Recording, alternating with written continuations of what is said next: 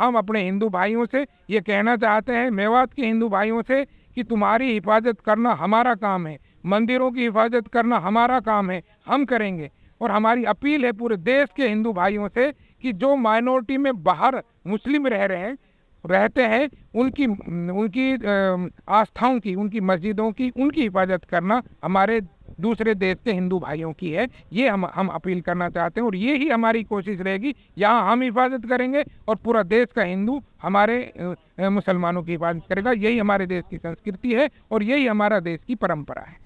नमस्कार, मेरा नाम है ज़ीशान कास्कर और आप देख रहे हैं द वायर। पिछले 1-2 दिनों से आपने हरियाणा के नूंह मेवात से कई खबरें पढ़ी या देखी होगी। इन खबरों में आपने एक चीज़ ज़रूर देखी होगी कि 2 गुटों के बीच में तनाव जैसी स्थिति पैदा होने के बाद सांप्रदायिक दंगे जैसी स्थिति पैदा हुई थी। आज हम मौजूद है नूंह में ही, हरियाणा के नूंह में, और चूँकि हमें मीडिया का इतना एक्सपीरियंस तो है कि टेलीविज़न पर दिखने वाली हर खबर सच है, इसकी गारंटी हम आज नहीं दे सकते। इस वजह से दर्शकों की सहूलियत के लिए, कि एक दर्शकों के लिए एक पूरी पिक्चर उनको दिख जाए, इस वजह से हम आज हरियाणा के नूंह में खड़े हैं और यहाँ पर आके हम बात कर रहे हैं आम लोगों से, जनता से। और इसी वजह से आज हमारे साथ खड़े हैं रमज़ान चौधरी जी, जो कि नूंह के ही निवासी है, एडवोकेट है और सरकार की बनाई हुई पीस कमेटी के मेंबर भी है। और अभी उनकी मीटिंग डीसी साहब के साथ हो चुकी है। तो रमज़ान जी हमारे साथ खड़े हैं, इनके साथ बातचीत में हम जानेंगे कि यहाँ की तस्वीर ग्राउंड लेवल पर क्या है। रमज़ान जी, सबसे पहली बात तो स्वागत है आपका वायर में, और मैं आपसे ये जानना चाह रहा हूँ कि यहाँ पर आने के बाद एक चीज़ पता लगी है कि मोनू मानेसर का नाम बार बार आ रहा है, कि 2-3 दिनों से वीडियो वायरल हो रहे थे, उसके बाद प्रोवोकेशन हुआ, ऐसी कुछ बात सुनने में आ रही है लोकल लोगों से। तो आप इस पर क्या कहेंगे, किस तरीके से आप देखिए, मोनू मानेसर ये नया नाम नहीं, ना बिट्टू बजरंगी नया नाम, और पहले से ही पुलिस के वांछित हैं। इनके ऊपर बहुत सारे मुकदमे, एक के पास फरीदाबाद में दर्ज हैं, एक के पास पटौदी में, गुड़गांव में, और राजस्थान में, नूंह में मर्डर, कत्ल के मुकदमे दर्ज हैं और वो वांछित हैं। जब ये चूँकि पिछले साल, ये हर साल शोभा यात्रा होती है, कोई बात ही नहीं होती, यहाँ कावड़ यात्रा भी होती है, यहाँ पर जो 84 कोस की परिक्रमा यात्रा होती है वहाँ होती है, लोग उनका स्वागत करते हैं, अपनी तरफ से फल फ्रूट खिलाते हैं, उनके लिए शेल्टर प्रोवाइड करते हैं। यहाँ कोई मतलब धर्म के नाम पर कोई तफरीक नहीं है बहुत ज़्यादा। एक दो वो भी हमारे रोजे में हमारे यहाँ स्टॉल लगती हैं, तो हिंदू धर्म के लोग हमारे साथ बैठकर इफ्तार करते हैं, हमारे जलसों में टी स्टॉल लगाते हैं।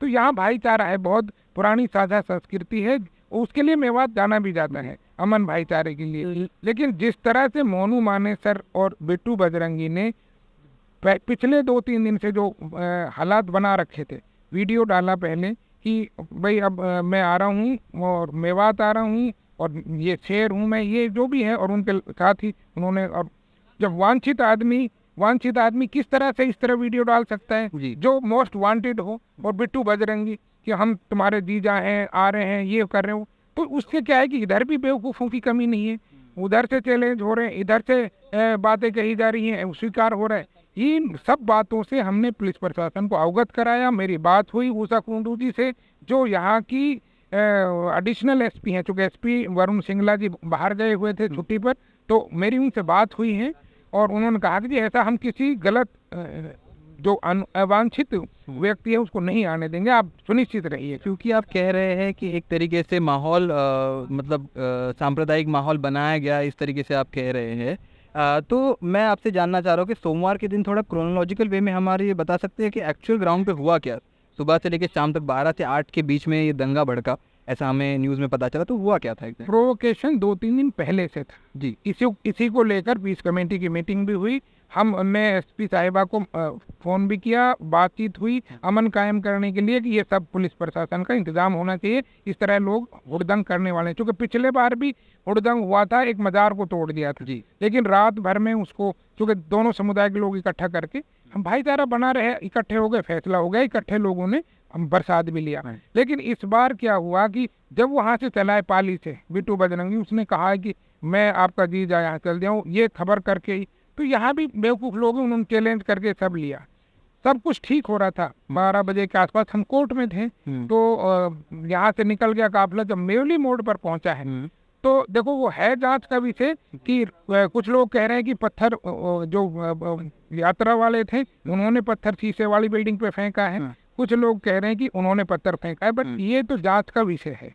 लेकिन वहाँ ये शुरू हुआ है, और जब शुरू हुआ है तो खूब आपने मीडिया के जरिए देखा, खूब दोनों तरफ से मतलब पथराव हुए हैं और लड़ाई झगड़ा हुआ है। तो जिस तरीके से एक शोभा यात्रा को रोका गया, ऐसे हमें खबर मिली, तो उसको रोका क्यों गया उस वक्त मुस्लिम इलाकों में? रोका नहीं गया, लेकिन जो हमारे पास इनिशियल खबर है, हम कोर्ट में थे तो हमारा एक वकील है मोहम्मद तलहा, उसका मेवली मोड़ पर घर है और उसके घर में होटल है, रिज्क होटल, उसके ऊपर उसकी बहन रहती है। तो बजरंग जो ये यात्रा निकली थी, उन्होंने उस बिल्डिंग पर पत्थर फेंके और ऊपर चढ़कर हुड़दंग मचाया है, उपद्रव किया है। उसका रिटाइलेशन में वहाँ खेड़ा गांव है मेवली और इधर के लोगों ने रिटाइलेशन में उनको बचाव में उनके ऊपर पत्थर फेंके। तो ये वहाँ इस तरह से हुड़दंग वहाँ से शुरू हुआ। और सर, ये जो एक मीडिया में खबर चल रही थी, ये बड़ी आपत्तिजनक खबर भी लग सकती है। उसके बाद गुड़गांव में कल रात को बहुत कुछ हुआ, लेकिन ये खबर दोपहर को चली थी कि 2000 2,500 के करीब हिंदू श्रद्धालुओं को मंदिर में जबरन रोका गया था। वो क्या मसला था? जबरन रोकना किसी को मतलब क्या हुआ था? नहीं, वो जबरन नहीं रोका गया था, चूँकि अशांति फैल गई थी, हुड़दंग मचा हुआ था, वो लोग वहाँ इकट्ठे हो गए, वो भी छुप गए होंगे। वहाँ कोई इस समुदाय की तरफ से, मुस्लिम समुदाय की तरफ से कोई नहीं था। पुलिस ने व्यवस्था बनाई थी कि वो एक ऐसी सेफ जगह है जहाँ पे उनको रखा जा सकता है। जब सारा हुड़दंग खत्म हो गया तो उनको सेफ रास्ते से, क्योंकि मेरे पास भी ऊपर से फोन आ रहे थे कि ऐसा है, क्योंकि गृह मंत्री ने बयान दे दिया था, लेकिन यहाँ पर व्यवस्था बनाकर उनको बाद में निकाल दिया गया है। वहाँ उनको जबरन रोका नहीं गया, बल्कि एक व्यवस्था के तहत उनको रखकर और आसानी रास्ता बनाकर सुरक्षित निश्चित करके उनको यहाँ से भेजा। तो आपको लगता है होम मिनिस्टर ने और मीडिया ने थोड़ा सा गैर जिम्मेदाराना बयान दिया? क्योंकि ऐसा लगा कि यहाँ पर इस तरीके का स्टेटमेंट से ऐसा मालूम पड़ा, ऐसा इमेजिन किया हमने कि एक समुदाय ने दूसरे समुदाय को रोक के रखा है। नहीं, वो उस वक्त चूँकि हम मौजूद थे, फील्ड में थे, शांति मार्च निकाल रहे थे, हम कई रेस्क्यू ऑपरेशन में शामिल हैं, मौके पे मौजूद हैं, इसलिए चीज़ों को इस तरह से कहना, एक शुरू में चीज़ें हुई थी कि जो लोग इधर, कुछ लोग इधर थे, कुछ उधर हो गए मंदिर की तरफ, लेकिन बाद में पुलिस ने इंटरफियर करके सही से इधर भीड़ को खदेड़ दिया और वो मंदिर की तरफ चले गई, और बाद में उनकी सुरक्षा सुनिश्चित करके एक सेफ रूट बनाकर हमारे सामने उनको निकाला है। उनकी तस्वीरें हमारे पास है और पुलिस प्रशासन ही बेहतर जानता है। इस तरह की खबरें ब्लॉट करना या इस तरह की मिसअंडरस्टैंड करना जिनसे चीज़ों नफरत को और बढ़ावा मिले, मैं समझता हूँ कि वो सही नहीं है। आप बड़ी इंपॉर्टेंट बात कह रहे हैं, क्योंकि जिस तरीके से मीडिया में रिपोर्ट हुआ और आप जिस तरीके से कह रहे हैं, बिल्कुल ज़मीन आसमान का फ़र्क मुझे तो नज़र आ रहा है। खैर, आखिरी सवाल सर आपसे मेरा इतना ही है, क्योंकि आप व्यस्त है पीस कीपिंग के काम में इस वक्त, तो मैं आपसे बस इतना जानना हूँ कि अब किस तरीके से आप अमन और चैन कायम करने की कोशिश करेंगे? क्या आप अपने हिंदू भाइयों को भी साथ में लेकर, और मतलब स्थिति कब तक नॉर्मल होने की आशंका है? देखो, मेवात भाईचारे के लिए जाना जाता है, साझा संस्कृति के लिए जाना जाता है, साझी विरासतें हैं हमारी। हम यहाँ सदियों से प्यार मोहब्बत से रहते आए हैं और आगे भी रहेंगे। हमारे यहाँ आपस में हिंदू मुस्लिम में कोई झगड़ा फिसाद नहीं है, 92 में भी नहीं हुआ और 1947 में भी नहीं हुआ।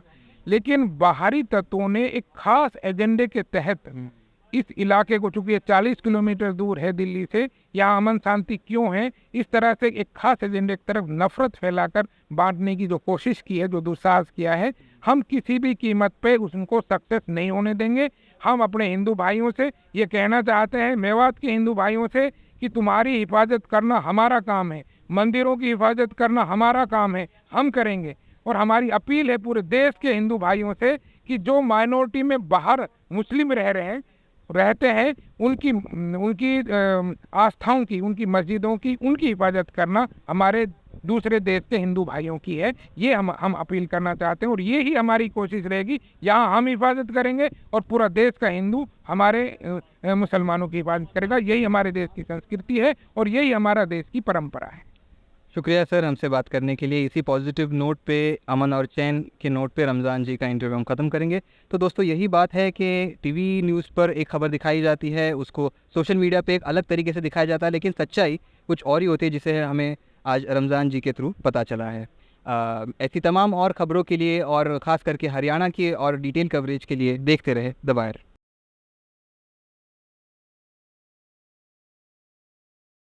द वायर के और वीडियोस देखने के लिए सब्सक्राइब करें और बेल आइकन पर क्लिक करें। स्वतंत्र पत्रकारिता की आर्थिक मदद करने के लिए डिस्क्रिप्शन में दिए गए लिंक पर जाएं और अपनी राशि चुनें।